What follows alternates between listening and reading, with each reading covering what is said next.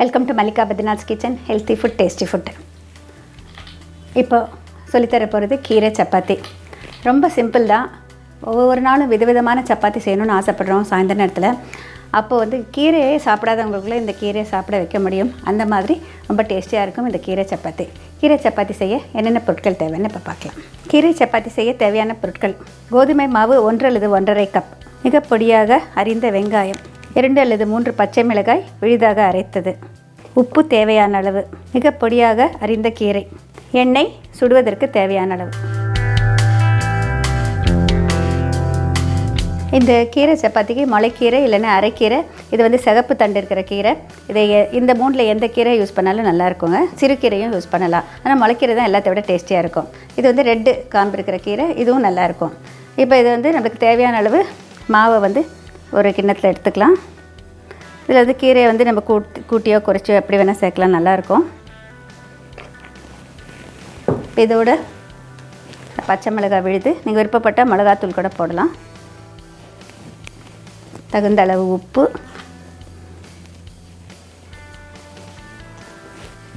வெங்காயம் மட்டும் நல்லா பொடியாக கட் பண்ணணும் இந்த மாதிரி, அப்போ தான் நல்லா டேஸ்டியாக இருக்கும். இதோட கீரை, அதில் இது எல்லாத்தையும் ஒன்றா கலந்துடலாம். உப்பு சேர்த்துருக்கோம் இல்லையா, உப்பு மாவோடு நல்லா சேர்ந்து கலந்துடணும். இப்போ இது கீரை சேர்த்துடலாம். முதல்ல கீரை அது நல்லா சேர்த்துட்டு தண்ணி சேர்த்து பிசைஞ்சிக்கலாம். அதிகமாக தண்ணி பிடிக்காது, குறைவான அளவு தான் பிடிக்கும்.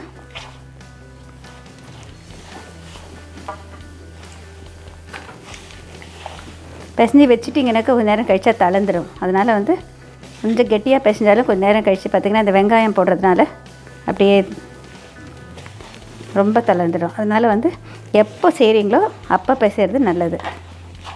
பிசைய பார்த்திங்கன்னா கூட அந்த ஈரத்தன்மையினால் கொஞ்சம் கொஞ்சமாக அது தளரும். கடைசியாக கைக்கு ஒட்டுறப்போ கொஞ்சமாக எண்ணெய் விட்டுக்கலாம்.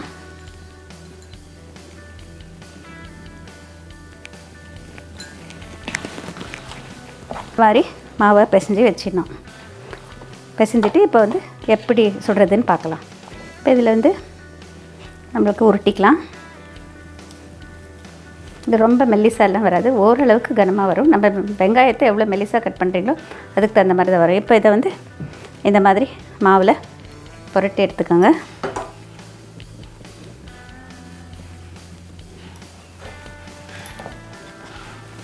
சப்பாத்தி ப்ரெஸ் வச்சுருந்தீங்கன்னாக்கா நம்ம இந்த மாதிரி பண்ணாமல் சப்பாத்தி ப்ரெஸ்ஸில் கூட ப்ரெஸ் பண்ணிவிட்டு அப்படியே சுடலாம். இப்போ இங்கே தோசைக்கல்லை சுட வச்சுருக்கேன். இதை எடுத்துகிட்டு இதில் போட்டுக்கலாம். கொஞ்சம் எண்ணெய் விட்டுக்கலாம்.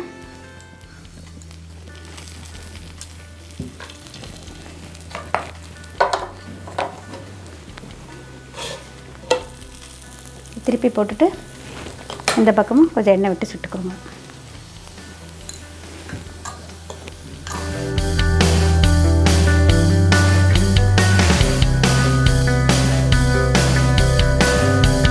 இது நல்லா கொஞ்சம் லேசாக ப்ரௌன் ஆகிற வரைக்கும் சுட்டு எடுக்கணும்.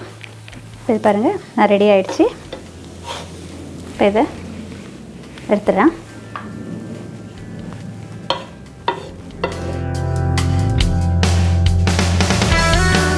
அதே மாதிரி இன்னொன்று சுட்டுறேன். பாருங்கள், இந்த மாதிரி மெல்லிசாக பண்ணி வச்சுருக்கேன். ரொம்ப மெல்லிசாக இல்லை, ஓரளவுக்கு. ரொம்ப கனமாகவும் பண்ணக்கூடாது, கொஞ்சம் நம்மளுக்கு முடிகிற வரைக்கும் மெல்லிசாக பண்ணுறதுக்கு ட்ரை பண்ணணும்.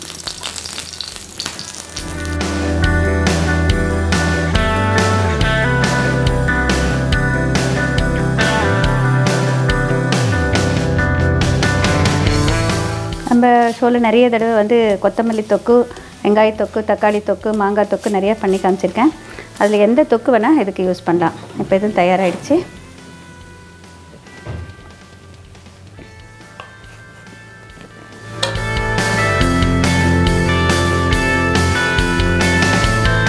மிக சுவையான கீரை சப்பாத்தி தொக்கோட சாப்பிட்றதுக்கு தயார்.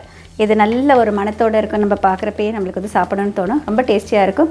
கீரையை சாப்பிடாத எல்லாரையும் சாப்பிட வைக்கும். இந்த மாதிரி செஞ்சிங்கனாக்க கீரையை இந்த காம்பு இல்லாமல் நல்லா பொடியாக கட் பண்ணணும். அதுதான் ரொம்ப முக்கியம். This is a very healthy and tasty chapati. This is not like palak chapati or something like that. This is with amaranth leaves or any other keerai we can substitute. Have to chop it finely, chop onion also finely, prepare a green chilli paste, mix everything together with wheat flour, prepare a dough with very less water, roll it out as usual and then fry on a tawa using oil on both sides. This is very tasty. There is no need for any side dish for this. Just a tokku like this, a pickle like this is very much enough. You can try, anybody can try this.